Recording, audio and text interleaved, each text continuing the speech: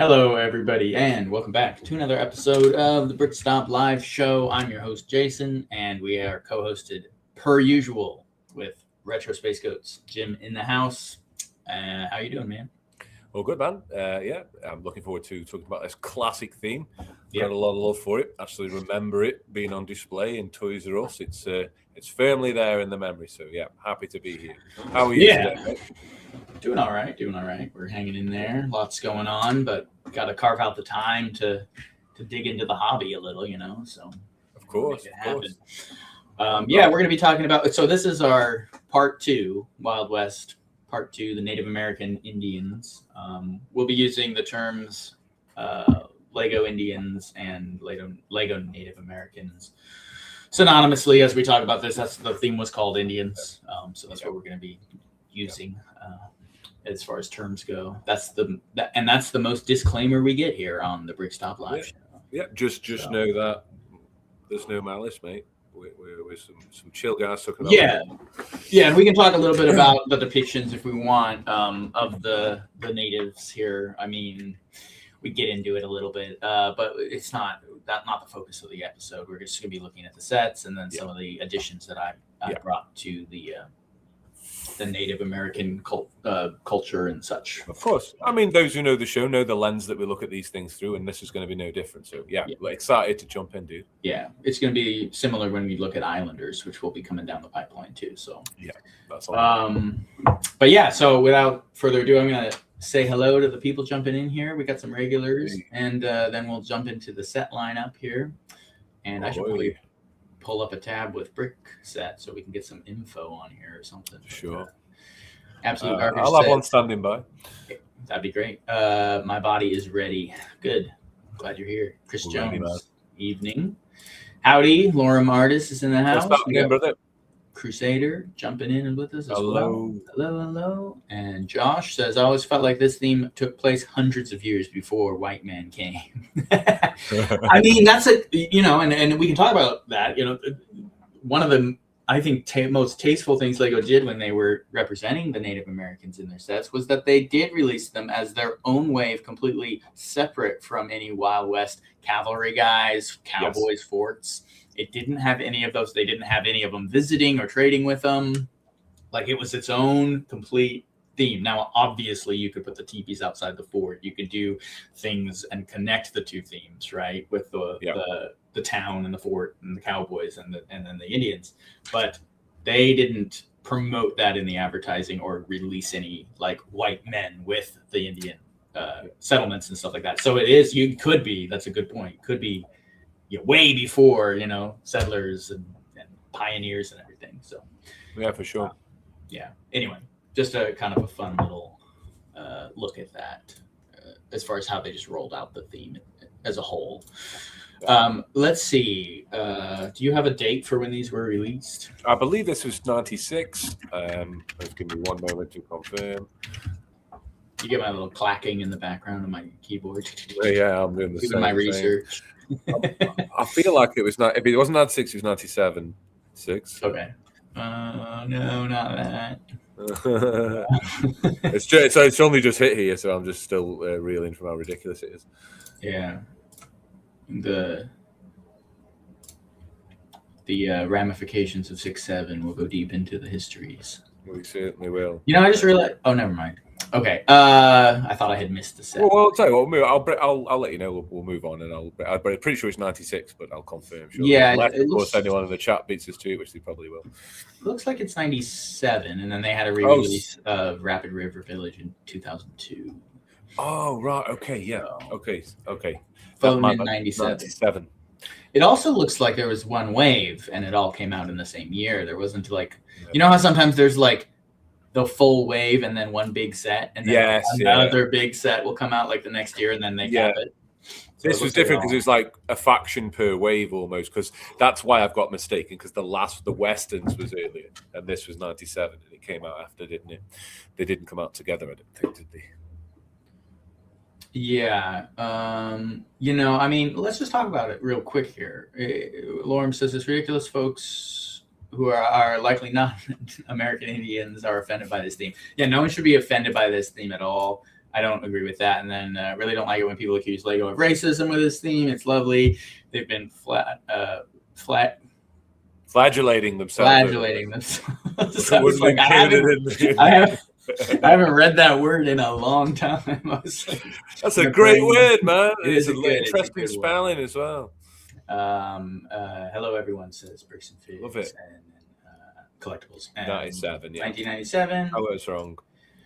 Feel like Lego did their best with this theme. The amount of detail and printed parts missed the mark somewhat, but not out of malice. I mean, totally. It's a product of its time. You could say that, or whatever. But as far as I see this theme, it's a embracing of Native American culture. It's their attempt to put more diversity into Lego. It obviously works well with cowboys and Indians, right? So it's obviously playing off of those stereotypes. I mean, really, if you want to talk about it or come down to it, my kind of view on this is the same as the Islanders. And it's the same as also like Lego Pirates and Lego Castle, where it's a stereotypical generalization and a rose-colored glasses of a historical thing.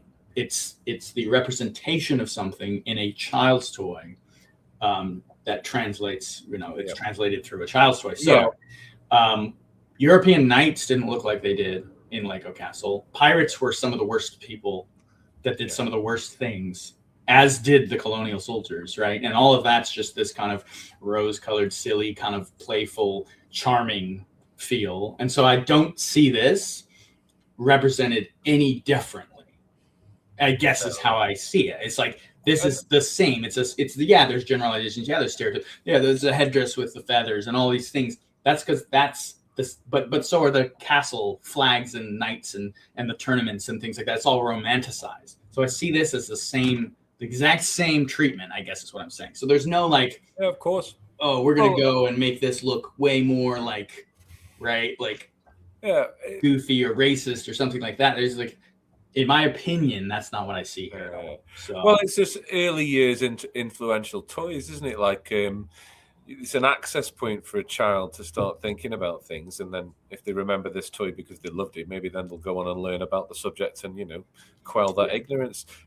Whatever way you look at it, I can't really. It's all right looking at it in post and getting wound up because you like the thing as an adult and you want to apply all of those same parameters. But if you put yourself in the perspective of a child, in 1997, they're just going to really enjoy the toy because it was for them. So I find the whole thing a little bit redundant. However, I don't mean that in an insensitive way. I definitely value people's feelings about stuff. Sure, I guess Laura makes a good point though. I've never heard a Native American or anyone associated with the Free Nations or the First Nations peoples or anything like that. I've never heard them complain about this theme. As a matter of fact, I've heard them complain that they don't have this theme available to them now. I've literally talked to Lego shop owners who have said Native Americans and people with that heritage have come into their shops and they're like, hey, do you have any the native sets? Have you got the Indian sets? And they're like, we have the CMF chief. That's it, because they don't make it. And so it's okay, well, that's great. So no representation for us here. So you know what I mean? And then I've had people, because we're going to get into my mocs. I've done the Pueblo Indians and I've done some of the the Mohawk, I think, and I had all the tribes that were up in the Canada area during the French and Indian War, and I've represented some of their settlements with the longhouses and things like that. So I have mocs that we're going to talk about, and I've literally had families of Native Americans comment in my comment section, this is tagging their relatives, look, this is your heritage, this is a Lego version of your people and stuff like that. So okay. They never even looked twice at the feather because the truth permeates. The truth speaks for itself. If it's honest and it's not coming from a place of whatever, then it speaks for itself. You don't need anyone's validation because it was only ever meant as a gift to that thing. So I don't think we have to worry about that. I think we can talk freely about this lovely subject now. I think that's and if we if you want to drop a comment and have a conversation once this video is posted, we can also do that. And if you have evidence that this is not the case, then I'm happy to talk about it. We can talk about it. So this is a fun little thing from Rocks and Forest Quiver. If they want to make the generalization argument, they can feel free to make various different tribes bands in their own garb. These were accurate to the Plains natives. So yeah, I mean, they were very close to what they were. See, and this is the thing. It's like, okay, yeah, are you going to like find the exact like painted buffalo the way it was painted on an old shield that was found in the dirt some time ago? Or are you going to make like shields that are painted similar to what they were back then, right? Like, I'm going to tell you, historians. Right. Well, some of the shields in Lego, Castle aren't accurate to the time either, right? So it's like, okay, yeah. So I think that's a fair point, and I think we all kind of stand on the same page talking about this stuff. So, yeah, Josh, are you telling me Lego dragons aren't based off reality? No. Actually, they might be. We might have some evidence that there were some sorts of dragons back then. The great reptiles. Yeah. The leftover dinosaurs running around eating the sheep. Let's see. Go ahead. I only need Boulder Cliff Canyon to complete the western theme. Ooh, very nice. Yeah, no, that's a trick. Is that the tricky one to get though? I can see why that's the only one out. You might be sort of waiting for the right one at the right price or something. Because isn't that the one that's a bit of a sticky? That one's quite expensive, if I remember correctly. I think that's the one with the facets that make the boulder, isn't it? Yes, that is. Yeah, and it's got the little. That's a tricky one. I just remember seeing. Shouts out to Jamie at Trick Bricks. I remember Jamie covering it and mentioning about it cost him a bit to get. Super glad that he got it, and his looked great. But yeah, I know he watches the show a lot, so shout out. But that's where I remember knowing that it was a bit dear. So good luck trying to find that. I hope you get it. Yeah. I just realized Bricks and Minifix Collectibles says, speaking of buffalo, did we ever get to work on a buffalo mold? And I just remembered now that I didn't grab those images of the prototypes for the train and the buffaloes, the bison, and I'm kind of bummed about it because that would have been a fun slide to pull up here. So for sure. Well, you just crack on, and you'll have to see what Uncle Jim brings you. I'll get on the search. Yeah, so you guys can talk about history in the comments. I see that's what's going on. So we're gonna get into the actual sets here. We got two little guys here, little almost polybag, I think, perhaps. And then we have some of the main sets. We got the Indian Kayak and the Indian Chief. So Indian Chief got the little totem pole, Indian Kayak, both very, very basic little sets. But I mean, see, when I look at these things and I see just even one minifig from this time era with the prints and the shield and everything, I'm just like, this set looks so good, It's like,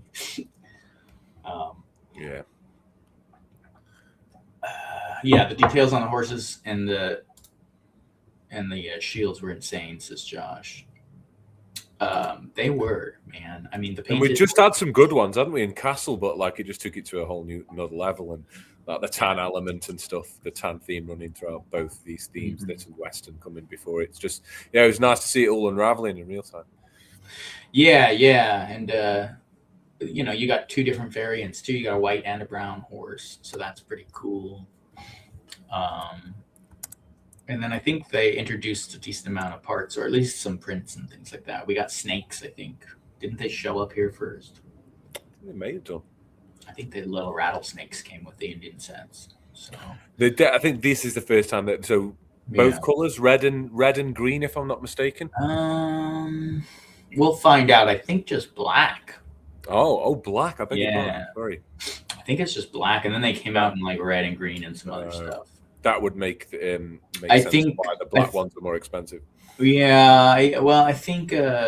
He says Josh says red and black. But I think did red snakes come out in Johnny Thunder Jungle, perhaps a little later? I don't know. I'm just saying things now. I should probably look that up.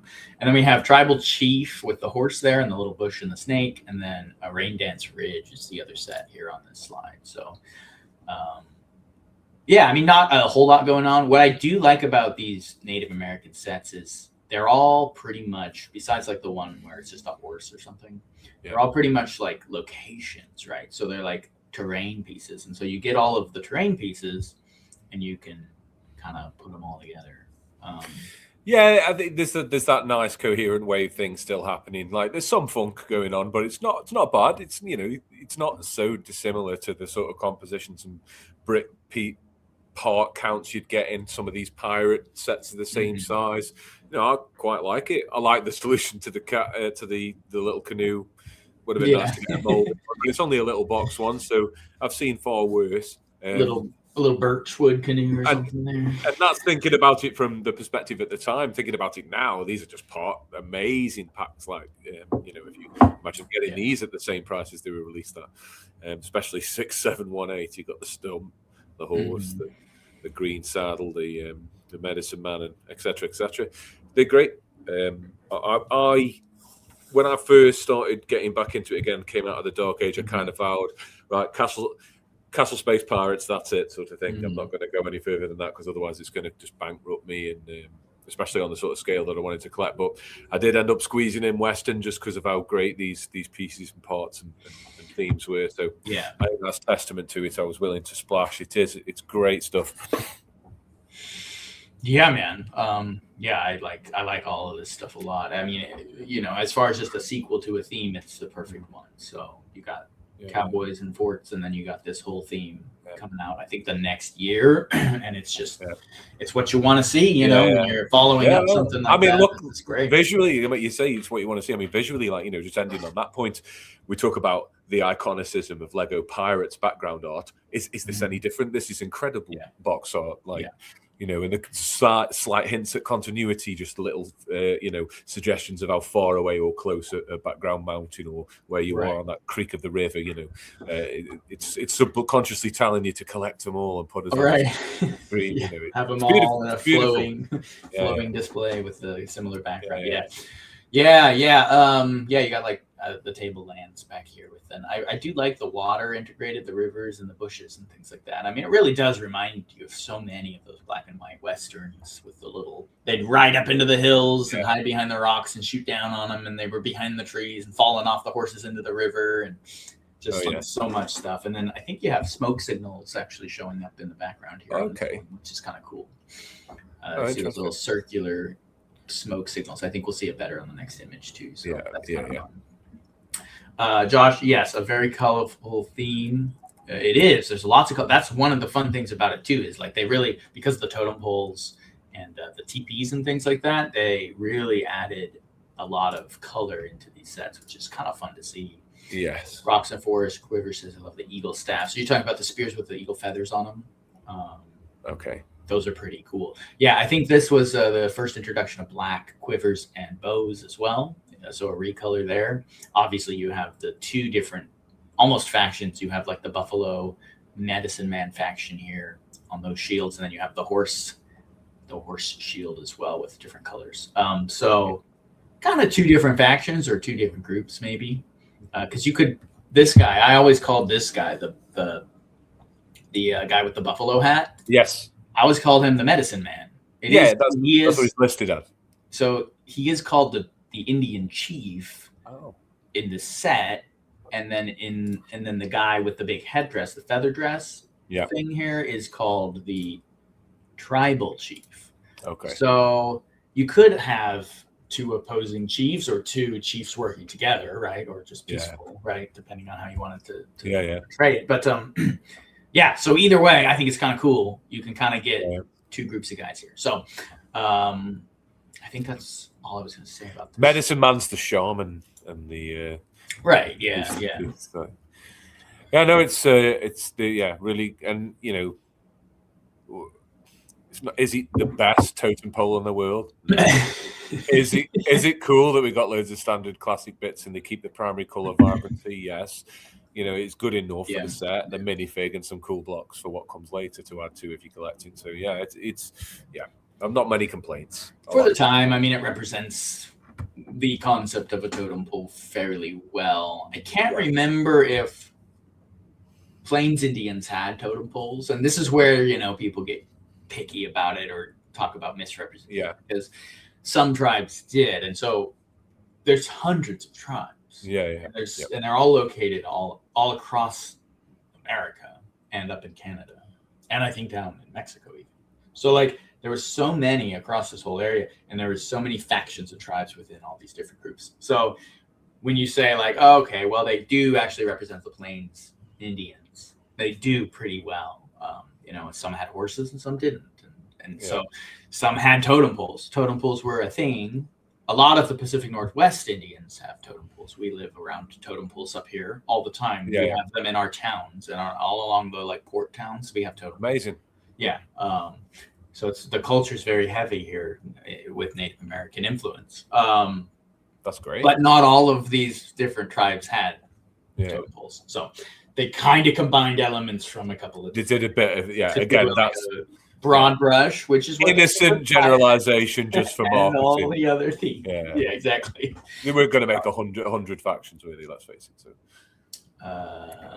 But no, I think not totem poles exactly for the most part, but they did have painted Thunderbird statues in the southwestern US, and that's from Rocks and Forest Quiver 959. Yeah, and then Plains didn't. They followed the bison, says Josh. With that for having, different tribes for different shield. I think so, which is great. And this is also, again, a really cool thing Lego did and does a little bit, but not so much anymore, but used to do very, very well, was in divers, in Arctic, in the Indians themes, obviously in Castle Empire and all those. But they had at least 2 factions represented. Divers has 2 factions. Arctic has a couple different factions, or at least groups of different people with different colored gear and things like that. The Native American sets have 2 different factions. Even though you're buying them kind of synonymously all in the same sets, you can separate them up and make their own like 2 groups with different prints and shields and stuff like that. So that's one thing I kind of miss with Lego and absolutely love about it. Yeah, it's like a little reward for getting the wave. You get this other way of looking at it. Oh, now I've got quite a few of that B faction, and I've got one of their little vehicles and a little land bit for them. Now I can put them together and make something bigger, etc., etc. And we'll see that represented even more once we get into the sets with the wigwams and the teepees. You can see the buffaloes on some, the buffalo hat, and then the horse on some of the others. Yeah. So like even the teepees follow that same pattern. Yeah. So love the consistency. Yeah. Yes, Bricks and Matrix collectibles, the torsos and the leg prints are crazy. Yeah, dude. They're just so good. So here's the Chief's teepee. Dude, I bought this sealed in like 2017. Whoa. And I definitely opened it and built it. Yeah. And I you bought would. it. So wouldn't you? Why wouldn't you? And I bought it for a lot less than it goes for now, for sure. I'll bet. Yeah, I'll just be honest and say that I brick sticker shopped the fabric tents. I just had done with it because I wasn't finding many in the best condition. It was hard enough to get the supports, although I know there are a few other ways of doing it. But no, it's fantastic. I'm really glad that you had that experience. That's really sweet. It's the best thing ever. I think when this was coming out, my little cousin was starting to get on it. And I think I remember being at my nan's one day and my cousin was there with this. And so we just spent all night building it. I think he had this and he also had the big Adventurers set, the really big one.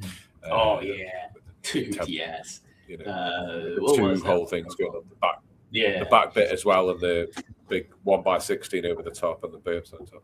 I can't remember the name off for some reason. But he had with everything, they've got the blimp and everything. Anyway, we had like the 2 of them just out together. I know they were unrelated. But he was really young.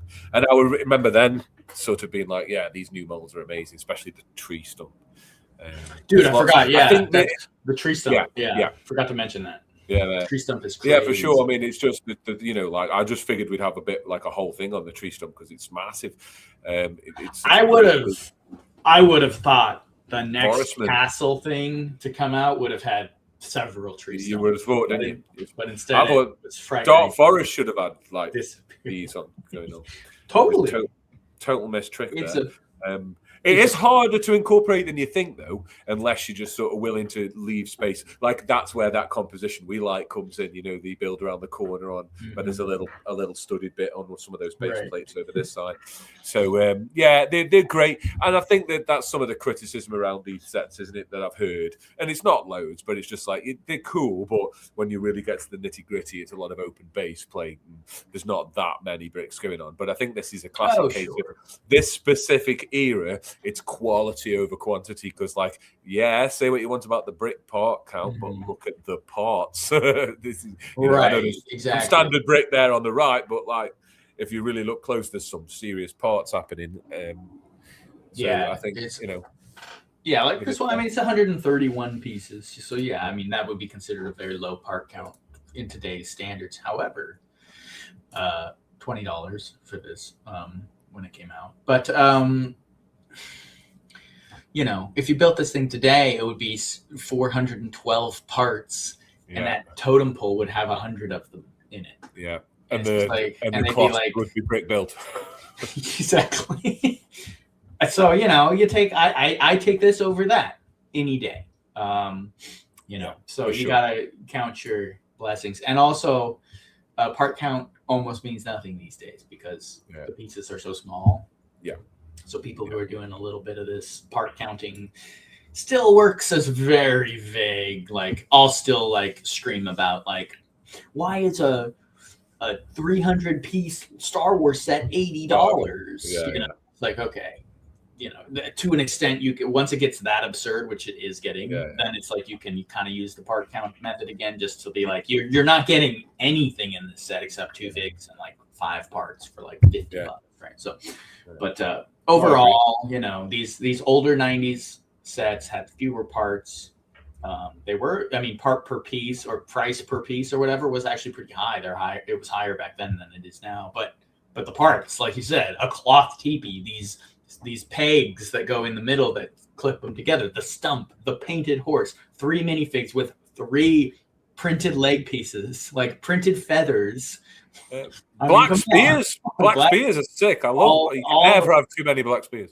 The parts count is, I guess, what we're saying. The parts you get in here, they may be a little more expensive per piece, but they count for more than, And you'll realize that when you try and start putting some of this stuff together, you'll quickly realize that it does count. Like, it's not as easy as you think to come across some of this stuff. So yeah, great set. And then just in terms of this specific picture and the visuals, it's like I just look. This one suits the background, maybe one of the best of all of them, and they all work really well. But this one sits lovely, like tent by a turn in the river. Like you can't go wrong. Totally. Yeah, I agree. Also, a lot of the little gray birds. We got these guys coming in hot. They show up quite a bit here. Smoke rings again. Smoke rings. Yeah, I was going to point that out. The smoke signals off the cliff there is really cool. Good points here. We got Nerd Hubbers says not many rivers and canoes in the Southwest, but it's great to have them. Yeah, so it's great that they provided the canoes here. And again, this is where they borrow from couple of different representations of Indians, totem poles, teepees, horses, and canoes, and they put them all in one theme, right? You're going to be making 500 Lego sets if you're going to represent each one to the specifics of every single tribe, right? But so I get what they were doing. But when we think of native canoes, we largely think of northeastern birch bark. Yes, and jumping back to where I live up in the Pacific Northwest, they would make log canoes, and they would take these big logs and they'd light them on fire. You might have watched a movie like what was it, Swiss Family Robinson or something like that. Where they set a fire down the whole center of the log, and then they chip it out and they carve these things in these epic canoes, these big log canoes. They would even go out into the ocean with these things. I can believe it. It was crazy. So it's very cool. Some of the things that they did and all the stuff they knew how to do. We wouldn't be here without the help of course. Native Americans. We'd all have been cooked a long time ago. Know your environment. Absolute Garbage says, I love the black bows and arrows. Yeah, and I have a handful of these now. They weren't really that hard to get a hold of. They still aren't actually too hard to get a hold of because they throw so many into these sets. They were the Forest Men of like Wild West. Yeah, of course. They all had bows and arrows. Yeah, no, for sure. They aren't hard to get, but in quantities where you might want to like army build like a whole platoon of Fright Knight archers with them or something. I think I've got my Fright Knights have got some of them got red bow and quivers, and some of them got black ones. But they work so well for Castle too, because like you could also do like crossbow factions with black quivers, falcons. And then to represent the bolts that they shoot out of crossbows, and then you could do the brown quivers for the longbowmen or something. Right. So you can even mix up like just the look of your groups of archers with different types of quivers. So it's no hardship having new colors of the quiver. Exactly. Fantastic. Really lovely. Great composition. And this is one of those sets that I wasn't massive on at the time, but I really like now. Now this. Yeah. This is where it gets crazy. This is Boulder Cliff Canyon. Hang on. Nerd Hover says Chief has a unique background art from the rest of the wave. Reminds me of Death Mountain in Ocarina. Interesting. I think it's quite this is a little similar, but it's different. Yeah, it's got its own little cliff thing going on. Wow. This one. But so Boulder Cliff Canyon, I believe, is what this one's called. Sorry for the creaky chairs here. And then this is beautiful set. Yeah, well, and then you get this this road base plate, but it's a river print. This is your. Sorry, go on. No. Oh, I was just going to say the print, the two types of feathers: the feathers that clip into the hair pieces and the feathers that clip onto the weapons. Dude, one of my favorite things of all time. Dude, that is one of those sets. We always talk about one of those little sets that you just always have a look for when you're filling a cart up from either Bricklink or Brick Owl I use or whatever. It's always one of those sets. I'll just see if they've got any feathers, just in case they've got like 3, and I'll just pop them in the basket, because I just accumulate them over time, because they're just, when you start applying them, when you're doing a mock like this, it's one of those pieces that really lights off the set, the finishing touches. And I would say that this set is probably the equivalent to the Bandits Hideout with Western. I think it's like same base plate, but the aquatic version. Right. And although it doesn't fully do the corner, you've got the tent and the totem. So I think this is the equivalent there, and I think they did a great job with it. It's lovely to see a 3D boulder realized. This is how it should have been done on that pirate set with the Armada, in my opinion. Pirates Perilous Pitfall. The Pirates Perilous disc of rock. Should we? It could have been a disc, to be fair. But this is great. That was I tend to think maybe it had been carved by the Islanders and put there to squash some Armada guys. We could also almost say that Pirates Perilous Pitfall is the 4th Armada set. Because aren't there Armada guys on that? Yeah, there are. I think we said something similar to that at the time when we did the Classic Armada episode. Anyway. Which seems quite a while ago looking back now. We've been doing pretty well, haven't we? Well, that was one of our first ones. This is episode 19. We're almost on episode 20. Wow. We've almost done 20 shows. It's crazy. We're cooking along. Coming back to this, you're right. Yeah, no, I mean, it's great. I love the 3D boulder. I love getting these parts in gray, light gray. I can't recall if they came on light gray in other sets, but it's cool, especially the reverse ones that go up. These facets are hard to come by, especially the reverse. I absolutely love those parts that build up the boulder. You got some pretty fun little play features. All these things have like little snakes that fall out of trees and stuff on you. There's a rotating like bridge along the top. The guy's falling off of up here. Yeah. And then, the little mechanism drops the boulder down. You can crunch somebody with it. You got to give them credit for putting transparent neon orange in the totem pole there. Yep. That's kind of fun. That's kind of great. And I think was this the first time green saddles were introduced as well? I think that I can't remember seeing green saddles before this. I certainly don't think they were in the castle round. So that's happy to stand corrected. But I'm happy I've got a few, because I gave some to the chevrons, my green chevrons. I've got some of those on black horses. Anyway, we'll talk about that another time. But the neon green, and of course your flame there, same from the Dragon's Mouth. Yeah. Always like to see cooking. Little campfire there. They did put campfires inside some of these teepees too. Yes, I was going to say that you can get through that little door there, and there's normally a camp inside or some sort of detail. Again, those people who say a pile of burps, and we'll say, what's wrong with that? This is a well done bunch of burps. And I think you get a decent amount there. What's this? 5? So 4, 3 burps and 2 lurps. Is this? If I'm not mistaken.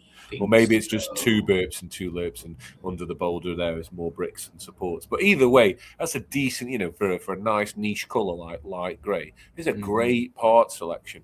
But again, like I said earlier, I'm pretty sure this one's reasonably hard to come across, especially in good quality and complete. It is in the UK anyway. It's hard to get. They're not easy to get a hold of much anymore. And this is, the base plate's tricky. I've got the base plates. You do, yeah, okay. The rivers, a lot of times, are a little scratched up on them and stuff, just like the old space ones too. It's the same thing. It's the same story. The way I approach this was I'll get the base plates, the minifigs, the horses, and some tent material, and I've got loads of light grey burps and some tree stumps, and that'll be enough to make some nice mock with everything else I've got. Totally. The shields are quite another one of those things I always look for in carts as well. Sure, because these sometimes pop up for like 50 pence, 60 pence here and there. And with these, I almost don't mind them being slightly worn, just because it kind of adds to the vibe. Dusty, if there's loads of them, if you've got some really nice ones as well, it can look quite cool. Anyway, they really did supply these guys with a lot of weapons and shields and accessories. It's equipped, right? They're loaded up. They got I love the tomahawk being just a black hatchet, from City or wherever that came from the firefighters. But you clip that nice little feather on it, man, and then suddenly we're cooking. Also, you'll see in some of my mocks later, but one of my favorite things to do with those feathers is clip them on a rifle. Yes. Then you get those the Native American rifles, right? So either a musket if you're doing like the French and Indian War, which we'll get into later, or like the cowboy rifles. Yeah. Either one looks really cool. So they do look good. Fun customization with those feathers. And also going back, because I'm just going to go on a feather rant here. They came out with a CMF that has a feather that clips into the hairpiece, but it's red. So it's red tips. So you get this variation. So if you can get a handful of those, you're really getting into faction design here. And then I wanted to also point out that they're the clip-on feathers that clip to the weapons. Came out in like three or four primary colors. Some of the Lego Johnny Thunder Jungle sets came with some of them for like the little idols and things. Right. And then Harry Potter came with some for the flying keys. I think they came with like just plain white, perhaps, and then maybe a blue one. Anyway, all that to say, you can really, again, start customizing and playing with different colors on weapons and things like that to do like more representation of different factions and things. And then me and my buddy Paul found these little feathers, the ones that go in the top, in transparent neon green. Oh, wow. And they're official Lego, and they came in Galaxy Squad as little fly wings on the back of the bugs. Oh, that's so cool. I had no idea. So that's cool. That's great for insectoids and stuff. Where's Lorem? We need to get some robots wearing these feathers or something. We gotta do some custom space stuff with these transparent feathers. Anyway, all right, enough about the feathers. So you got this. So here we go. We got a horse teepee in this one. We got the buffalo teepee here, and then this is the best quality image I could find of this set online, which is kind of insane because it should be higher quality. But here it is. And then you get, again, a buffalo and a horse. So if you got the whole wave, which I think I do, I think I'm missing these little ones, but I could probably part them together. Yeah. So I think I have the entire wave of Native. It's amazing. Yeah. That's great, dude. Yeah. Yeah, it is. I bet these go together incredibly as well. Dude, they do, because you could clip these two. This set and this set go together because of the big rock formations in the river. So you can get some rocks on the other side as well. Fantastic. It's crazy. They look so cool. It's like a whole village once you put these together. Yeah. So yeah, they really go well. But yeah, this is Rapid River Village, or is it Silly? Not Silly City. No, it's Rapid River Village. Rapid River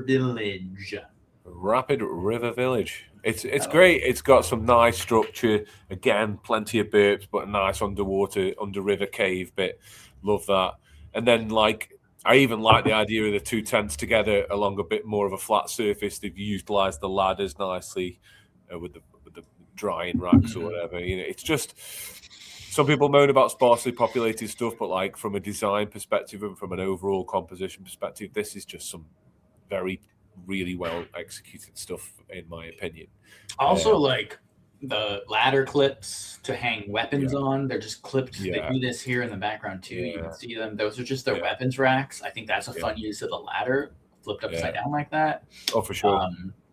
Love the little like fort lookout they have behind the teepee here. I absolutely love that, and I like that they used the feathers as decoration on that. They almost made like the totem pole holding up the little fort. Everything's quite beautiful about it, it's like everywhere. It's sick. I think this is the one I can remember. I remember seeing one of these in one of those sort of clear perspex Toys R Us displays, new this season or whatever from Lego, and you can just sort of see it, and there's maybe some lights in it or something, and it was either this set or a combination of the ones we've just seen. But I remember thinking, wow, like this is. Even then, peak Lego system sort of thing. Also, the size of this is crazy. It's absolutely the scale of this is absolutely nuts. I mean, it's this is like this is your Alpha Centauri outpost size. Trading post, whatever you want to say.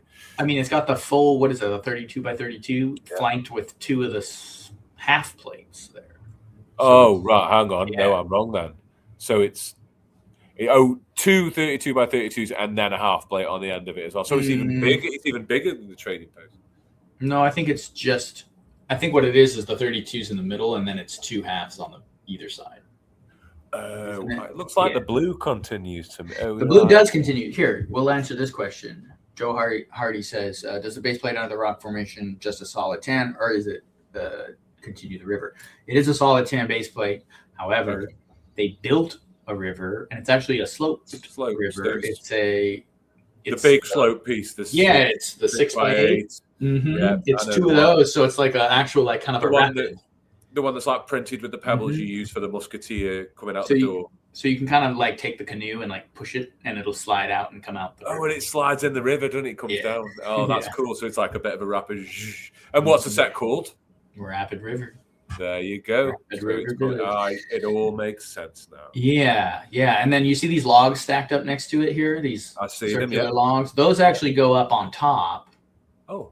And there's another one, and they can be rolled off. You move that little piece of foliage, and it rolls them off, so it's a little trap. So there's a couple of things. There's a lever along the back. You can see that 2x2 brick that looks like it's offset at a wonky angle. That lever drops some snakes down. Okay. It's either that one or the other one up in front here. One of those. There's a couple of play features that are either trap doors. I think there might be. I think it is. I think this one's up top is a trap door, and the one in front drops out snakes and stuff. So all these little traps and things going on. Fantastic. So it's actually, a lot of play features. There's a hinged 4x4, I guess, hatch. The prong ones, that go along the back here. That just opens. It's like a little door that you can just go inside the cave there. Great. So classic hinge, can't beat it. Mm-hmm. Yeah, and honestly, the totem poles in both of these I think do look pretty cool. I like the primary colors stacked in different arrangements, and then it's a similar one here. For sure. There's quite again, if they've been consistent, if there's continuity there, then it's hard not to like it. Because you make a statement over time, don't you? I know. It's a good injection of standard parts as well in primary colors. You could people overlook it, but until you do a mock on a big scale, you never know how many of them you might need. And they look good in this set, so I think that's good. Good call. I like the details of green and brown around the light grey burps, just to tell you that a stick could grow out anywhere. We might even just whack a 1x3 plate coming out with a bit of foliage on, and I just quite like that. It's a nice, because once you do that en masse and look back, it almost looks more detailed than it is. Burps are doing a lot of the heavy lifting, of course, but you work with those elements and work into it. It's I really, really like it. I don't think I've seen many bad double base plate spreads from this era, but this is certainly no exception. Even bigger. So great. Oh no, it's not bigger. It's a 16, 32, and a 16. I'm with you. Yeah. Spacer Knight says figures the facet parts that make up the builder are exclusive to the set. Oh, the boulder. The boulder. Oh yeah, it's gray. the exclusive. Seems really weird that they wouldn't appear in at least a few sets in gray. Yeah, especially like even a space set, because there are some space sets that have some fuselages and things like that built out of gray. Like, you know, you'd think that they would have pulled that on this one right here. So where was that in classic space? So the boulder, he says, is worth $20. Easy. I bet you any money if I try to put that boulder together on Bristol now, I can't get it for $20. I bet it's about £30 easy. Dang. Ridiculous. Yeah. Well, considering Rapid River Village cost $60 when it came out. Yeah. Oh man, I would snap that up so badly right now. Yeah. It came with 343 parts, which is pretty low. This guy right here, 333 parts. Yeah, it is. There's a lot of burps going on. There's a lot of big parts, big tents. I think that might have been what turned me off it at the time. Looking back now, I appreciate what parts they are. And also not just that. Like, this is one of those situations where a little bit of barren stood up base plate actually works because they're out on the plains, so it kind of it plays into the theme more than in some other instances. I didn't appreciate it as much in Dark Forest. But I appreciate it more here than I did in Dark Forest with a lot of excess sort of base plate. Not the Dark Forest big base, the middle one. I'm not much for that set. I see. Yeah. Composition wise, but because the reason I'm raising the point is that some people will criticize open spaces on big sets, but you don't always have to fill it. Like this tells the story well. So yeah, I don't mind it being on a piece. Well, and they subbed in a built structure for these cloth teepees, and they do have foundations. Built out of light gray angled pieces, and they have like little campfires and stuff inside of them. So if you look at it in that perspective, there's some empty space around them a little bit, but like overall it's packed really well. Two tree stumps, 2 tents, like at least 6 tips. 7 minifigs. Fantastic. So many feathers and shields and stuff. 2 horses. No, it's great, man. This is the one that you get everything. This one you get a lot. This one's great. You get most of everything, but you don't get the big headdress chief. But in this you do get the 30 quid boulder. You get both the horses, you get a canoe, you get all the faction shields, you get both teepees, and you get both chiefs. So but you don't get an overpriced boulder. That's true. You don't get the boulder. So maybe no, I'm just being facetious. The bigger one is I love them both, to be honest. Like I can't envision buying one of them and not thinking, I need to get the other one now. Just totally. I mean, that's really what it comes down to, I think, for me as well. Having these together is the key. These 3, this, the Chief's tent, and then all the little ones in the other 16 space, and that would be a lovely. What would that be, like a 64 by 64 spread? That would be great. Yeah, it's huge. It's huge. I've done it because I have them. Yeah. So I got most of the stuff on like eBay lots and stuff before everything went to absolute trash with pricing. Oh, wow. You wouldn't be able to get me out of the room. I'd be playing with that stuff all weekend. Yeah. So we have a couple of alt builds. Yes. Yeah, I almost forgot I added these. I've not seen some of these, so this will be a first-time reaction from me. Yeah. I do like the use of half the boulder, making this cool little outlook area. Yeah. That's nice. Fun. It's a fun little use there. Very castle. You're going swimming. It looks like they're jumping off this little post. Oh, right. Okay. Yeah. Swimming a hole here. It's not a whole lot. These are actually kind of chunky alt builds. There's not a whole lot going on. I mean, the Chief's teepee, there's so few bricks you can barely do much with it. But I do like this stretcher they made. Yes, the stretcher is very cool. That is, and I don't remember the name of this thing, but that is actually historically accurate, representation of things that they did. They would make these long poles dragged by horses. And so it's cool to see them representing that on an alt build here. And that could actually... Cool. Those are the tent supports. Yeah, and then they wrap the tent up as like their like supplies up on top. That, not that you'd want to take your TP and just build that unless you had like 5 of them laying around, but those could be used as an additional. Well, I didn't know about that. Yeah, yeah. So when because this is really weird because I've got two of the tent. I've got one of each tent, and then somehow I kept ploughing the tent. I realized there was a shortage of the actual supports for the tents on Brick Owl. So I just, whenever I saw them, I got them, and I ended up with 6, but I've only got 2 tents. So I've got 2 surplus, which means I can make that and put it in the village. So I'm really happy about that. So there won't be a tent in it, but I might use it for some other luggage. Well, you could definitely pile any kind of supplies on there. You could use some little. I know they don't have like chests and barrels much, but you could figure out something to put up there. You could bundle. You could take the Lego capes and wrap the Lego capes and then put rubber bands around them and do like 3 or 4 of those and make it look like buffalo furs. Or That'd be ace. Yeah, you could even use the little studded string and try and keep it system. Yeah.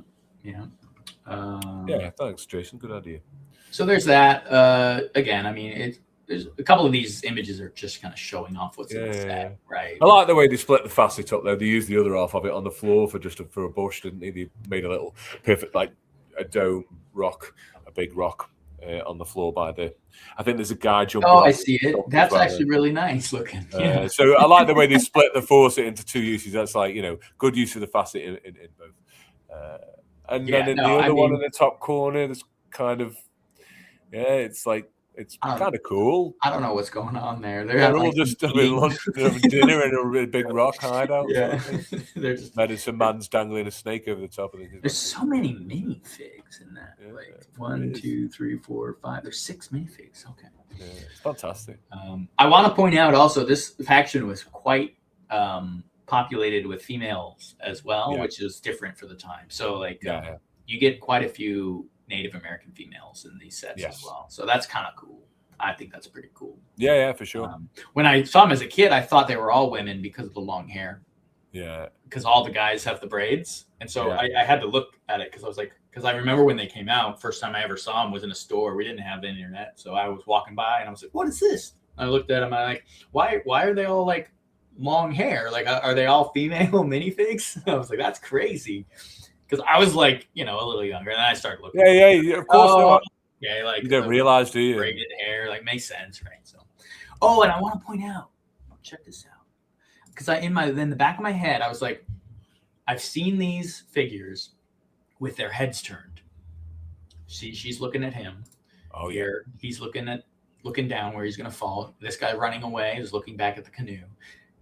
You have to take their hair off, turn their head, and put the hair back on. Right. And it's such a cool way to do that. And I never thought about it before. And I was like, because when I try to turn them in mocs or in the digital program, they don't because the braids get in the way. Oh, interesting. They took them out, turned it, and put them back on. And now all these guys are looking different directions and it looks great. So it's kind of a fun it's almost like reversing the minifig legs to have them like kneel. It's kind of the same concept, in my opinion. So. No, it's good. Like in the Royal Knight one sort of thing. Oh, look, you added, at least you found the buffalo. I found that for you. I'll put your little present there. That is kind of the image that's about. It's pretty low res, but that's the sort of buffalo. So this is a lower corner picture of a larger image that has a trestle bridge and a big train on it, and then some more Indians and things like that. And then they have these prototype buffaloes here, which unfortunately we never got. I would assume this was going to be their next wave of Wild West, and it looks like from the original image, that they were going to introduce a Wild Western train, like a cowboy train, and then continue the Plains Indians with more bison molds and things like that. But it never got. There's like a differently printed horse in the background and a cactus mold as well.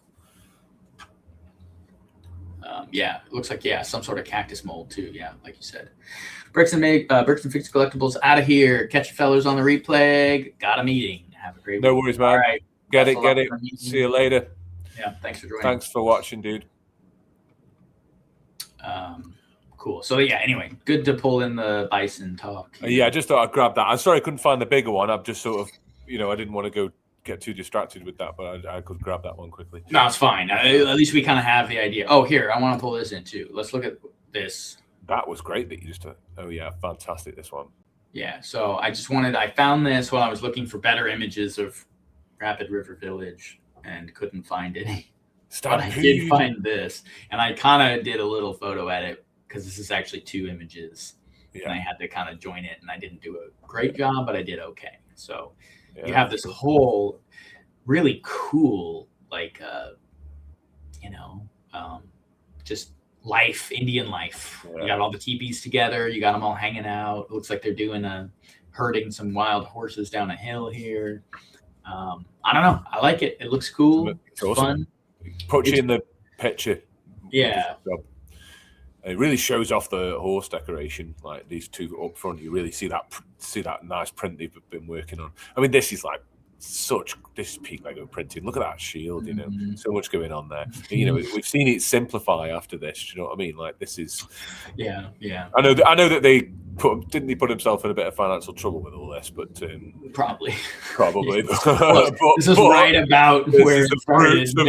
This is the fruit of that the labor. Like this is as good as it gets. Good printing. But yeah, even in the background, you see the little river with canoes and like more teepees on the back, way back there. So like very cool. Represented. It's fun to see this. It's as close as we get to some of those castle posters in those little mini books and catalogs. So it's cool to see, and it's similar to this one. This is a close up of a big poster that they did. Yeah. So. You see a lot more of the village in the poster and a bunch of horses and more natives down below. Yeah. I didn't include the full image, but I did just want to throw this up here as just more context to the Native American. Oh no, for sure. Yeah, no, it's nice to immerse. It's that was a good call, and again, just great to see the detail, attention to detail. I think I'm a big fan of this. I almost prefer this to the Cowboys in some respects. I love them both. I just take them as a whole Western, but this I think some people don't prefer this one, and I wonder why. It's great. It's so cool. Yeah, I love it. I think it's great. And then here's the alt build for the Rapid River camp. Yeah, it's fantastic. Just imagine. Yeah, exactly. So they do have the same alt builds on the original box from 1997. This one, the Just Imagine, obviously is from 2002 because they released this. I couldn't. The images were like non-existent online. This one is the best quality that I could find for the alt build.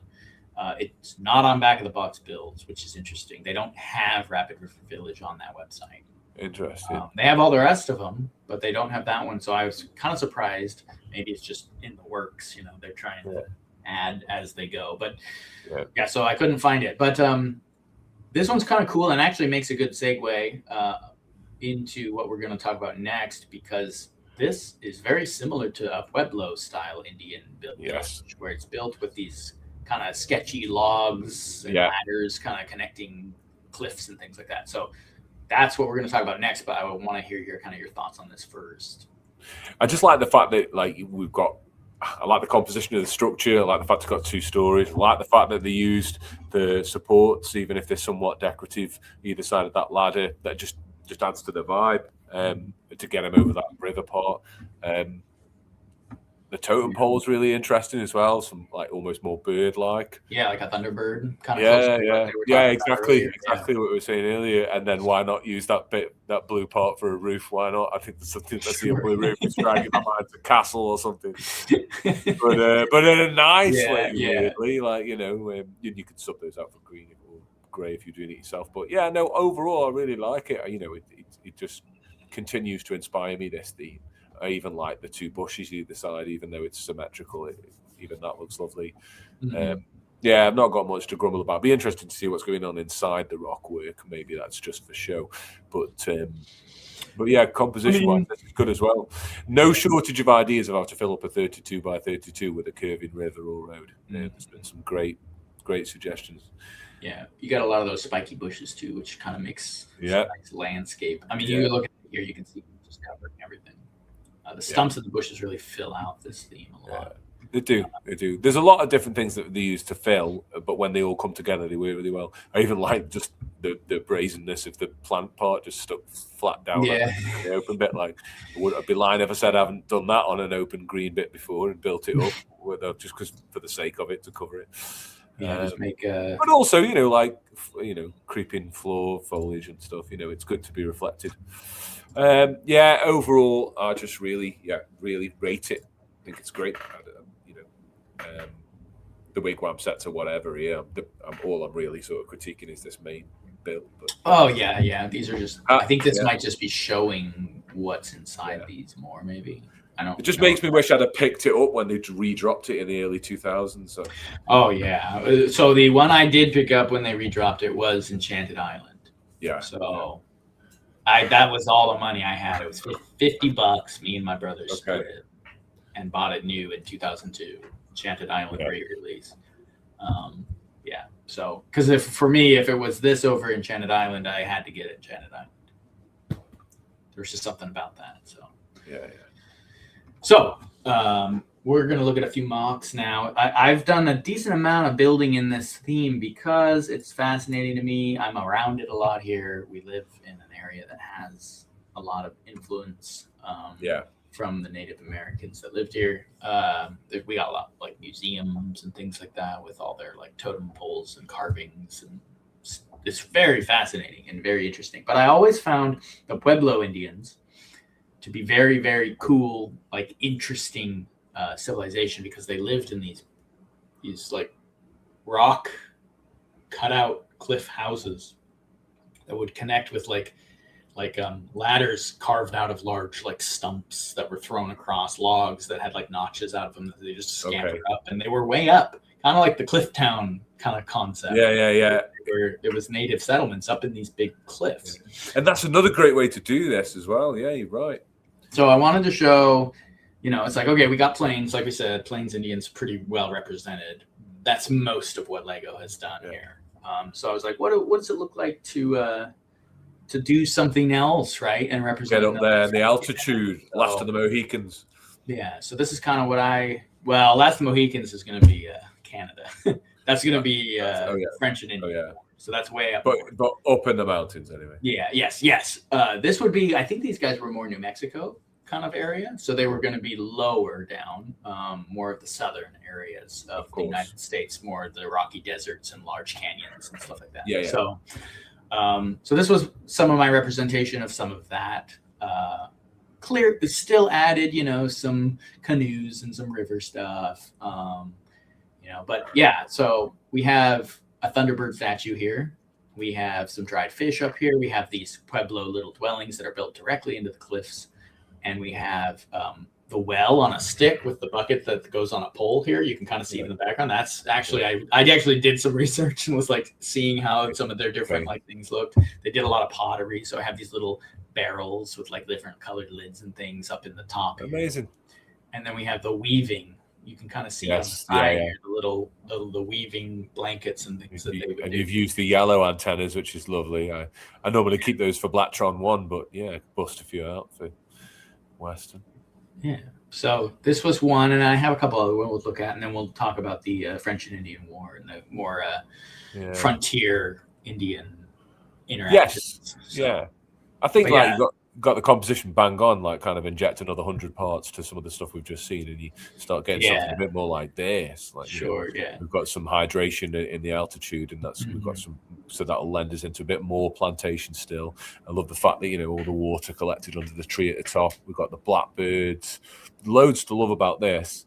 I like the use of the tan arches, and the wooden support representation obviously is great. Is that, and now this is not 1x2 with a hole, is it? You've done a different way. Is it reverse headlight or does it depend on where it's occurring? Which technique? Are you talking about the logs poking out with the little red? Yeah, with the red. How did I do that? It's either a Technic brick with a hole and just pushed into the stud, or it's a reverse headlight. The brick. Back of a headlight, yeah. Yeah, I think it might be a reverse headlight brick for some. Okay. That's great, man. Yeah. Really inventive and everything. I love all the opportunities you've taken to make a little shelter, like even over the weaving station now, the 75 rock just comes out again with a bit of foliage covering, and you got like quite a lot of shelter implied there. Mm-hmm. The archways look quite inviting, as if you can go in there, there'll be a nice fire on. Yeah, I have a little bit of a back, little bit of a shot of the back here too. We can check that out. It's not super big. I didn't do a full slide for it, but I can show you that as well. So there is some interior. I did some interior designs as well. That's cool. So thank you, Nerd Hubbard. Sorry, I didn't mean to leave that comment up there just forever, but I appreciate it. He says he likes just adore the Pueblo stuff. Thank you. That's great. So yeah, so this is one of them, and then you come over here. You can kind of see here's like more of like a farmhouse kind of, and then you can get along the back here, and there's a decent amount of equipment. You know, some racks with different types of farming equipment, and then there's sleeping area underneath the cliffs. The sleeping little beds, little rollouts are cool. Yeah, there's like a little bit more equipped than what Lego would give you, which is nice to see. Some of the backs of these burps and some. They were reverse headlights. Look, confirmed. But yeah, it's really nice. It's quite inviting as a playset. Like, you know, I'm just trying to think I would have responded to this as a kid, being as you're trying to design the continuation of the classic wave. And you just think, no, it's like you would have totally enjoyed getting in there and putting everyone to bed and putting the tools back in the rock, and it's great. But I think my favourite is your smaller one, just because I'm a sucker for that kind of broadsides brig-ish size kind of size. And there's like quite a decent part count here for that, but not just for the sake of the part count, like the angled water, the water coming down, sort of represented with the classic hens. Like a little irrigation for their little farm here, because it's a little farmhouse. So they've got some agriculture going on. Nice. I see, and that's the red feather I used here. Yes. So that was kind of that inclusion there. There are obviously some parts that are used that are not from that era. This was where I incorporated a few of the mason bricks, the masonry bricks. I have reverse arches, like you can see where that go. Like here, you can see. Well, you can't really see. It's behind this fire with the pot hanging there. Yes. The entry and up on the top, actually, both of those doors are actually ovals. Yeah, so they like make those holes. Yeah, you can see it on the one behind the medicine man. If you look carefully, you can see that kind of Tatooine vibe going on. Yeah, you kind of see it on the house here, and here you can see it better. It's a really good call, and it also is kind of like a bit of a homage to the entrance of the tents as well. Beside that kind of shape associated with these guys going through a door. It's nice. It's a good call. Thanks. Yeah. But I specifically like how good. Sorry, I don't mean cut you off. No, keep going. Really nice things in the slide. But what I really like is the fact that there isn't loads of space for rock work and the irrigation on the side of this smaller build, and yet somehow that's some of the most intricate, well placed. Like rock work. If you look like the bit where the parrot is, I'm thinking of specifically with the 60 slope or whatever it is. Yeah. That whole section of things going on there is just like, wow, tell me a big story with just a few pieces. For some weird reason, I'm really rating that. Because it's all great, obviously, but you've really filled the base plate up on that one, haven't you? Yeah. In a good way. Well, I appreciate that. Yeah. And it's the use of the little fork hinges, prong hinges, whatever you want to call these, for the water pouring out the end. I've used that a couple different times in some of my Wild West, like sluice gates and stuff like that, for their like mining and not mining, prospecting, panning, gold panning, and stuff like that. I don't know. It kind of works. I like it, and you could even consider those open studs as like bubbling water, right? Like as it goes over. So. I appreciate that. And the hinge is the splash point where it could. And that is what we're doing with the classic kind of the classic homage mock style. That is what it is. It's telling the most with the least, so that when you do get into the big part counts, it's really impactful. And I think you've hit that on the nail on the head here with this. Thanks. Nice to see the little doggo up there in the tree as well. Little wolf. Yeah, we had him in. The irrigation, Absolute Garbage says the irrigation water on the left is actually unreal. Thanks, man. So mint. So nice. I'd love you to see to see you do a bigger base for the blue tribe. Yeah. Have a bigger irrigation. That could be a cool one to see. you do. Yeah, for sure. Although, speaking of which, so I did extend it here, and I actually combined red and blue decorative. Cool. And here you can see the circular windows a lot better. I had a fully edited one of this with a moon in the background behind the wolf on the tree. I remember it. I couldn't find the edited image on my computer, but it's on my Instagram. So if you guys want to see this with more, photoshopped imagery around it, you can take a look there. But sure. Yeah, this is basically the little farmhouse, and you can kind of see the water. How I used the water in that rock area you were kind of admiring there. So you have the farmhouse, and then I think I changed the color of the Thunderbird on the main build here. Yes. Yeah. And then I added this whole other section on the left with more dwelling. Basically, there's a little toilet actually in the top here. And then a little bathroom area. Yeah, and then another some snot action as well, some snot rock work. And so actually the sideways headlight with the foliage is really cool. That's a nice touch, Jason. I like that. I don't know if you can see on the back of the blue side there. And you can see your reverse arch full doorways much more clearly now. Yeah. So anyone who couldn't quite catch that on the last slide. So this is kind of the ultimate. And maybe if I ever make instructions for this, I'll just make one for this. Because this gets you all of it. You get the farmhouse, you get the big build, you get the smaller side. You just put it all in one big pueblo with a nice half circle of river going through. Perfect. Oh, and here's my representation of those little wagons without wheels, the little letters that they'd use up here. So then we got a little papoose, a little baby. Yeah. I like the little babies that having a little papoose. I thought they were having a bath actually in a book. Whatever, it can work. Whatever, could work for both. But no, that's really really good touch. And I think I put more wolves inside the cave under this area on the left. See the little area where the cave opens? Yeah. Yes. I think there's wolves and some bones down there, so they kind of just hide in that cave. So it's a little more wild. But I also used the stump ladder, I used one back behind this. You see it there that connects down. So there's actually a decent amount of building going on along the back. Yeah, there's loads. It's good brick count. I'd be super stoked to see this realized. I'll probably I'm hoping I have this file still somewhere. I don't remember seeing it in a long time. I'd have to go dig it up. Hopefully I have the IO still, Yeah, hopefully so, dude, because this is great. But I mean, I'd have a go at it just off site. I've tried it with a few of your builds. It's very hard mode, but this is it's great. This dude, can't say enough kind things about it. It's I just love to see it realized in real brick because I think it's trading post size. You know what I mean? Big base time. Mm-hmm. Great stuff. It'd be fun at some point to do that.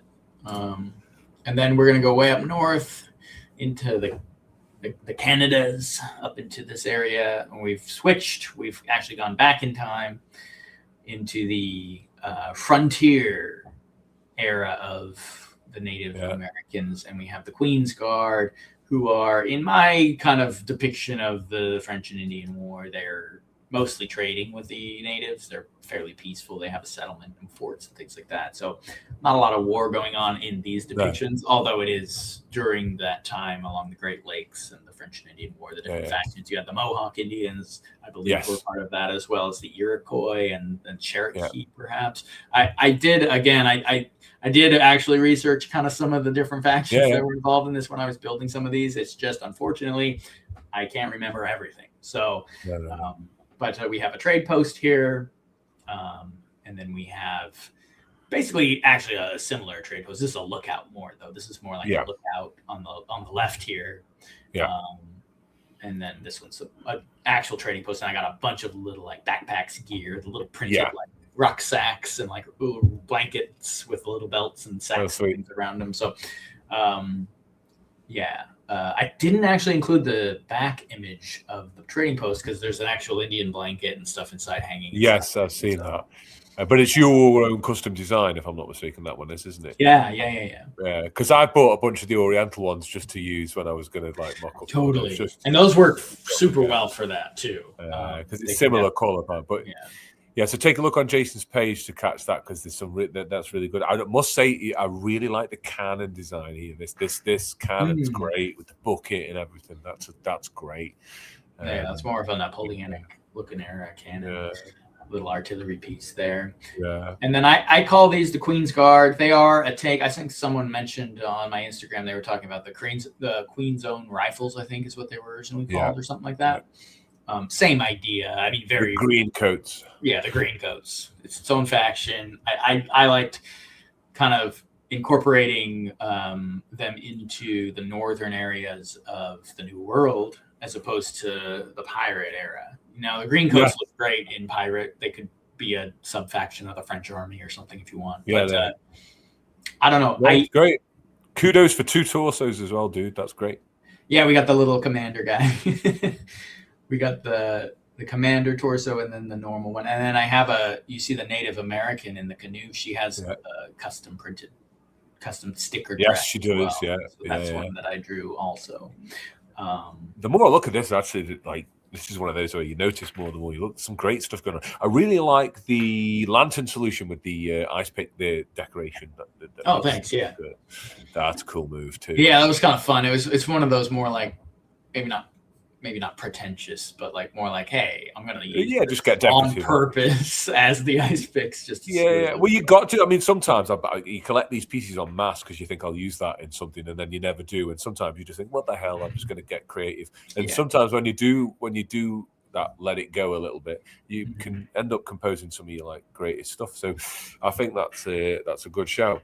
And just little details with this, like, again, I always talk about composition because I kind of enjoy it, but I like your open space to build ratio on both of these. Like the smaller trading post with the trade logo, it's nice that you've got that open space in the front, broke up a little bit by those round tiles. You've got the backpacks just hanging on the rail. It looks used. You've got the 2 guys space out front to pose figures and to have stuff going on. But then at the same time, the building's quite dense and there's a lot to it, even though it's not the biggest building. You've got the second story, and it's been embellished well. Like a castle, you've got the inverted 45s. Then you've got this huge log cabin with the big flag, and the roof design's really nice with those black slopes. Thanks. And then extra decoration even on top of that with your jumpers and your tile. Yeah, I think you do a lot with a nice concept, but you didn't overdo it here. I think this is a good example of a mid to small set. Thanks. Yeah, I mean, they're always a little bigger than you realize once you start building them in person. Like this one on the left, I think is actually, you can see kind of a decent size, actually. Yeah, it seems like a small set, but then you look at the scale to the figs and you're like, oh, that's actually not a bad size set. Of course, I use but the classic hinged boulder to access the cave underneath. Yeah. Not a lot of play features, but these are fun little locations. So agreed. I did want to add at least that little play feature there. And also, I don't know if you've caught yet that it is on a Paradisa base plate. So I did notice that. I presumed you'd lead with that, and then I got distracted by the other build on the other side. Yeah, no, it's great. Again, there's nothing that I don't think suits the theme. I think it's just another really nice. And like Cliff Town was a nice direction to go, like a third option sort of thing. And I like you've done that here too with the western side. Yeah, it'd be nice to see all the worlds together in real build that you've made, or your whole universe kind of realized with the Lego one. Yeah, eventually that'd be pretty cool. And then this is settlement at Fort Greenwood, and we have the more like a facade of a fort, but it's got a fort kind of along the back, and then we have a couple different representations of a longhouse, and then a more like a bark, almost teepee hut for the northern Indians here. And I did look at kind of some of their, imagery, and I realized this shield, this circular shield with the eagle works really well, and I just translated that onto a couple of Native American designs for their flags and banners, and like it kind of works out. For sure. So the totem.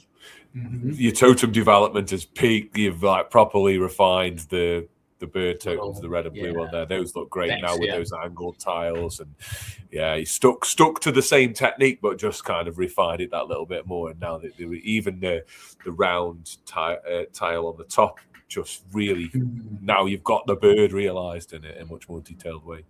So that's great. I love the kind of pillbox slit above Fort Greenwood that they can just hang right. Yeah. That's kind of accurate to a fort back then. They did have like these cut open, like kind of like arrow loops or something along those lines. Yeah.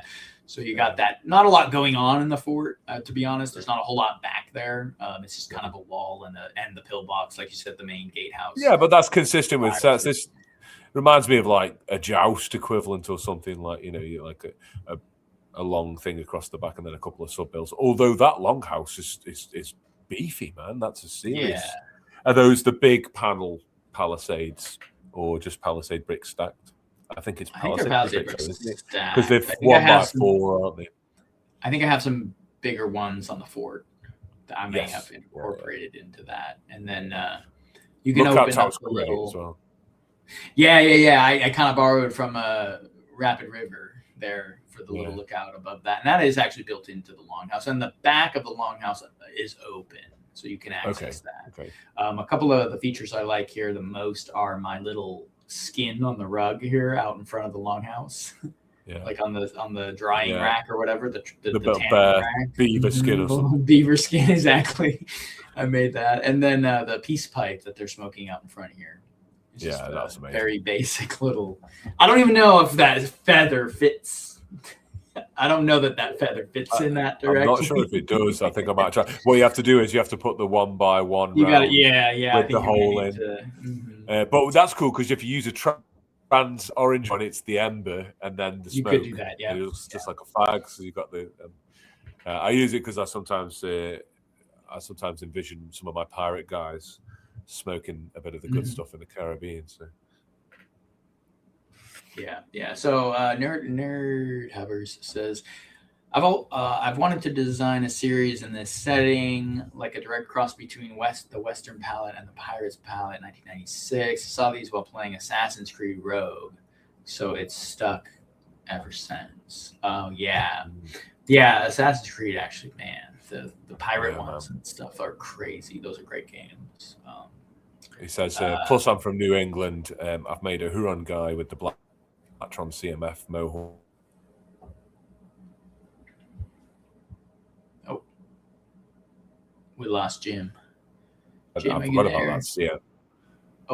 Oh, hi. Sorry, did I cut out?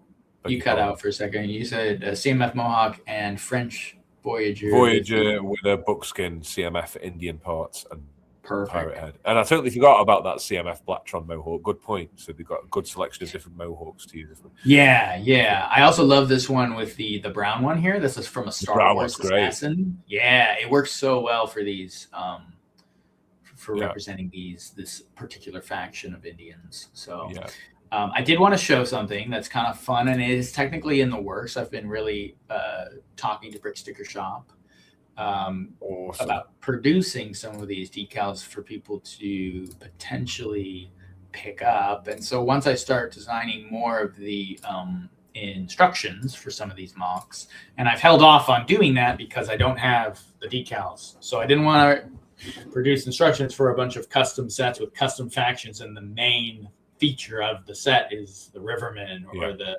Indian blankets or whatever it is. And it's like half the set's charm comes with these images and these designs that I've put into them. And so I didn't want to necessarily sell or produce any instructions or PDFs until I had stickers available. And that's awesome news. Yeah. So I am talking with Brick Sticker Shop to potentially start a wave of Brickstop stickers on their website. So start squirreling away a spare pot of cash now, folks, because Jason's might be dropping stickers and instructions in the foreseeable future. So this is a very small taste of something that might look similar to this. So if you got the instructions for, say, the trade post or the fort here, then you could purchase a sticker sheet that would look similar to these represented here. These are prototypes, basically. So I wanted to partially just show this to kind of show off some of the designs I did for these, but also, to let people know that this could be coming down the pipeline, and we'll do way more promotion and talking about it. If it's once these things are actually available and it actually happens, we'll really get into it and share links and things to the shop and make sure people can get a hold of them if they want them. Cool, well, that's an interesting prospect, and I do hope that all comes together, because I, for one, and I know that many of us watching have been waiting for something like that to come out for a while, because we really enjoy your builds, mate. So that's good news. But it's nice also just to see them now, just to see those prototype decals and see that work you've done. So yeah, kudos for that, dude. Appreciate it. Lorem says, "Sorry guys, I've been busy working escalations because I'm at work." No worries, man. We appreciate That's okay, mate. Hide in the background there. Appreciate you're on the call or on the line. We know you're lurking there, mate. We know you're lurking in the background. It's fine, man. It's not even fair how good. Oh, it's not even fair how good they look. I know it's horrible, isn't it? How good he is. Insanely classy designs. I'm so excited to purchase these. If it happens, we'll get on it. So. Yeah, we'll stick. We'll keep our ear to the ground on that one. But looking at them the way they've been realized in these sets, and probably encourage people to say that this is just an idea that Jason started with. He's got a lot of skills and some tools, but all this comes from an idea and a will to realize it. So if hopefully that people get inspired by this, and maybe it's not too difficult to grab some some design stuff and have a little go at this stuff yourself. The chap just mentioned he really wanted to put a way together with pirates and combining Western, and this is just proof that you can do it. You can literally just do it. Yeah, and there's so much more you can do. Sorry, not cutting you off. No, you're right. No, please. Just agreeing with you.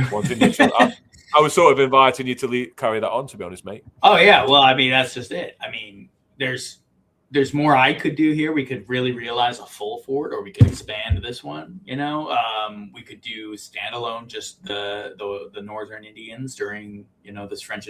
I just say French and Indian War because that's the best well-known date kind of era that you can kind of cap this with, and it makes sense to people. So, but the amount of things that we could be doing in this crossover colonial sort of era of the French and Indian War with the American, the British, and the France. Well, it was Americans weren't really a thing yet, right? So this was before the Revolutionary War.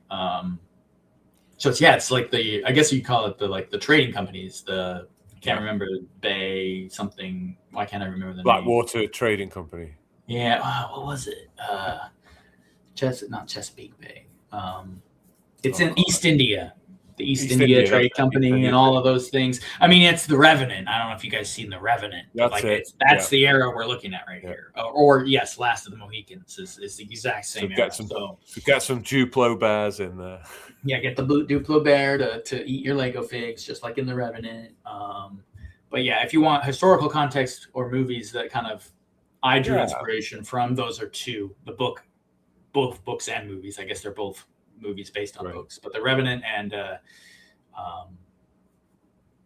Last of the Mohicans, Deer Slayer, those movies or those books are inspiration for this era of Lego design. So we can definitely do more here. I mean, there's so much more. We could do a whole little port town. Oh, what was that other one? Was it Braven or something? That weird show with Jason Momoa in the New World on Netflix. You remember that one? It came out 5 years ago. I don't recall that. Same era though. It's same era. It's like the very early little settlements on the coast of America before it was America, kind of still under British rule. And it was him, and he was engaging with the Indians, and he was one of the not forest men. What are they called? They called them the mountain men back then. Yes. And they, survive in the wild for months on end by themselves. And he was playing one of those type of guys. Yeah. Anyway, that's kind of a weird. Crusader came in clutch. Hudson Bay Trading Company is what I was trying to remember the name for. So thank you, Crusader. Brilliant, well done. Yeah, so that's it, man. Those are the Native Americans. Those are my contributions. That was a journey and a half. Yeah, I really feel like it put me in the picture, and that was immersive, and I am really glad that we went through it in such detail. Well done, and great work on the mocs. Thanks. Be interesting to see, if if you're watching this after the fact and stuff, do check out the Instagram. But there's some great mocks for stuff like this, and there's some great inspiration to be had in all scales, not just the sort of kind of neo retro style, in the modern style of building as well. There's some good solutions, but in my opinion, none of that's quite got the charm of a lot of this system era stuff. So yeah, it's a great theme. Yeah, this is a good point. Nerd Hubbers says, keep an eye out for the Lego movie Coonskin Cap for Little Davy Crockett. Oh, right. That's the other one, Davy Crockett, and the sequel, Davy Crockett and the River Pirates, both in the same time era that we were talking about just a second ago. So all of those, it's the frontiersman. It's the whole frontier era genre, if you will. So I have 2 of those little coonskin caps, and because I did an Alamo mock for BrickCon like 6 or 7 years ago, and I had him in it with his coonskin cap. So wow, it was pretty fun. I'm not sure what you're talking about. Y'all might be able to bring those up. I'm not sure what that is. Maybe more clarification on what you're talking about, Lorem. And Space Marine, excellent builds, Jason. Looking forward to working with Brick Sticker Shop. Yeah, and that's not just for these. I mean, these I wanted to show because I had prototypes that I had sent Brick Sticker Shop to look at to kind of gauge if they were interested in doing that. They're reciprocating and pretty excited about it. So it's really just the burden is on me to build the PDFs and give them the artwork and tell them what parts go with what stickers. And so there's a lot of back work before we can get an actual sticker sheet available for purchase. But they are interested, and they're willing to work with me and do that. So I think that's what's going to be happening in the future. But it'll be for like a lot of them. We're doing the Rivermen and the Dungeoneers. We're going to do the Druids. We're going to do the Queen's Guard, the Native American stuff. What is the other faction? It's probably the Volcano Islanders. I don't know. There's a bunch. We'll try to do it all, right? If we can, we'll do it all. Get these all available for people, and then I'll bring stuff to cons and things eventually down the road too, and people can get a hold of that as well. So we'll see, though. This is all kind of still in the works. Yeah, definitely set yet, but that's it, man. Those are we went all over, right? We traveled across the whole United States with the different tribes and the different factions. Perfect. No, it's great. To the really end. Enjoyed it. Yeah, man. Well, I'm looking forward to what we got coming up next. I think like Ireland is going to be somewhere in the pipe in the coming weeks, so that's going to be cool. I'm going to try and get myself back into the my own little Lego den and get mocking again. It's been a couple of weeks since I've been able to do any bricks. I had a nice Easter, made a load of castles, and then kind of had to knock it on the head and do some other stuff. So the return might be starting with a little bit of Indians perhaps now after this. So we'll see. That could be fun. But definitely I've got some stuff put aside for Islanders. So thanks everyone for being here and listening to us talk about this stuff, because it is great to look at it through that mock lens. And Jason's definitely put a lot of work and effort in with this particular era. So kudos to you for that. Thank you. Yeah, no, I appreciate that. Cool. Yeah, what was I going to say? I was going to say something before we roll out of here. I think it was just, we could. I'm toying with the idea of guests, of course, on the show. That's going to be something that will be coming down the pipeline, and then also, having shows that maybe aren't theme based but are like topic based. So, we could maybe look at that depending on what we have and don't have in mocks. Not all the talks may have mocks at the end of them. That's just what we've tried to be doing. But, if we do like, say, Arctic or something, I don't think either of us have built much in that. So just as a heads up, different things that we might talk about. We may do I'm happy to do a one where we talk about Lego Studio and just that's the whole talk. Tips, tricks, getting into it, learning curve, things we didn't know, things we do know, things it can't do, right? Like, that could probably be a talk that people would be interested in listening to. So we bread and butter is going to be themes with mocks, that are in the same strain. But I'm happy to diversify the content a bit too and let us know in the comments or message us on Instagram, both of us, or even here on YouTube or whatever. Let us know if there's things that you'd like to see us get into on the Lego. Yeah, for sure. So, always open to suggestions, and we're pretty flexible on all that kind of stuff because, we both put a lot of energy into sort of Lego in general. So yeah, keep those suggestions coming if you've got them, and if not, we'll keep cooking. So yeah. Sounds good. Absolutely, Jim. All right. Well, it was a pleasure talking to you. That's it. Another episode of the Brick Stop Live. We'll see you next Monday. And you guys. Thanks, everyone. Evening and morning. All right.